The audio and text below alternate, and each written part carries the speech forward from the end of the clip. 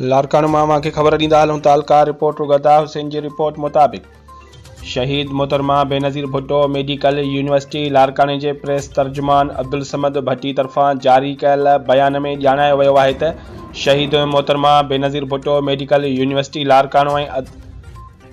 लारकानो ऐं अदलब यूनिवर्सिटी शाम जे विच में हिक गॾियल याददाश्तनामे ते सही कयूं वयूं आहिनि। जंहिं मुताबिक़ ॿिन्ही यूनिवर्सिटियुनि विच में फैकल्टी शागिर्दनि ऐं आफ़ीसरनि जी मटासटा सां गॾु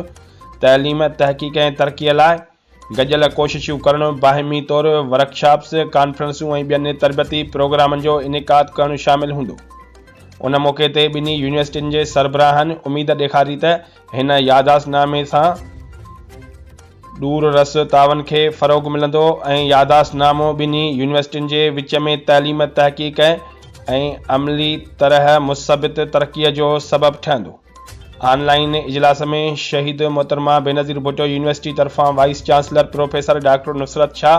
डीन प्रोफेसर आलिम इब्राहिम सिद्दीकी ऐं dean Gulzar Ahmed Shaikh, dean professor Amarlal गिरवखशानी,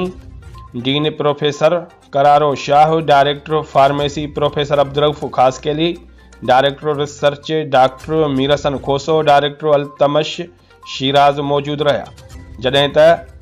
अदलब university Sham university जे सरबराह professor Abdul Hamid Khali, dean of pharmacy doctor Hassan Ismail, dean professor Nisad Ahmed, dean doctor Mustafa क्याली online शिरकत कई।